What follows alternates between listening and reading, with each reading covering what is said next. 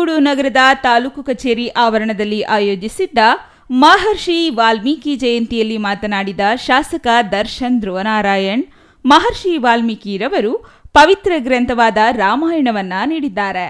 ಅವರ ಈ ಕತೆ ಇಂದು ಎಲ್ಲರ ಜೀವನದ ಪಾಠವಾಗಿದೆ. ಅವರ ಉಪದೇಶಗಳನ್ನು ಎಲ್ಲರೂ ಅಳವಡಿಸಿಕೊಂಡು ಅವರ ಹಾದಿಯಲ್ಲಿ ಸಾಗಬೇಕಾಗಿದೆ. ಇಂದು ನಂಜನಗೂಡಿನಲ್ಲಿ ಜಯಂತಿಯನ್ನು ಸರಳವಾಗಿ ಆಚರಣೆ ಮಾಡಿದ್ದೇವೆ. ಮುಂದಿನ ದಿನಗಳಲ್ಲಿ ರಾಜ್ಯದ ಮುಖ್ಯಮಂತ್ರಿ ಸಿದ್ದರಾಮಯ್ಯರವರು ಸೂಕ್ತ ದಿನಾಂಕ ಸೂಚಿಸಿದ ನಂತರ ಅದ್ದೂರಿಯಾಗಿ ವಾಲ್ಮೀಕಿ ಜಯಂತಿಯನ್ನು ಆಚರಿಸಲಾಗುವುದು ಎಂದರು. ಒಂದು ಪವಿತ್ರವಾದಂತಹ ಗ್ರಂಥವನ್ನ ಅವರು ನೀಡಿರುವಂಥದ್ದು. ರಾಮಾಯಣ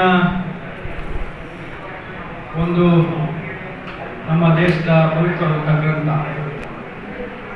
ಆ ಗ್ರಂಥದಲ್ಲಿ ಹಲವಾರು ವಿಚಾರಗಳ ಬಗ್ಗೆ, ಜೀವನದ ಮೌಲ್ಯಗಳ ಬಗ್ಗೆ,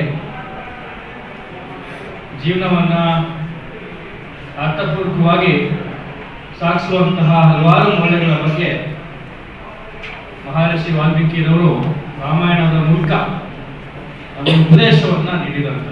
ಇನ್ನು ಬಸವ ಯೋಗೀಶ್ ಮಾತನಾಡಿ, ಮಹರ್ಷಿ ವಾಲ್ಮೀಕಿರವರು ಭಾರತೀಯ ಪರಂಪರೆ ಕಾವ್ಯಗಳ ಸೃಷ್ಟಿಕರ್ತ. ಇಡೀ ಭಾರತದ ಸಾಹಿತ್ಯ ಇತಿಹಾಸದಲ್ಲಿ ಇವರು ರಚಿಸಿರುವ ರಾಮಾಯಣ ಅಜರಾಮರವಾಗಿದೆ. ಶ್ರೀ ಮಹರ್ಷಿ ವಾಲ್ಮೀಕಿರವರು ಧ್ಯಾನದಿಂದ ಮಾತ್ರ ನೆಮ್ಮದಿ ಸಾಧ್ಯ. ಧ್ಯಾನದಿಂದ ಧ್ಯಾನ ವೃದ್ಧಿಯಾಗುತ್ತದೆ. ಸುಮಾರು 24,000 ಕೃತಿಗಳನ್ನು ವಾಲ್ಮೀಕಿ ರಚಿಸಿದ್ದಾರೆ. ಪ್ರತಿದಿನ 2 ಪುಟಗಳ ಕನ್ನಡ ಸಾಹಿತ್ಯವನ್ನು ಎಲ್ಲರೂ ಓದಬೇಕು ಎಂದರು. Kumar, CTV news, Nanjangud.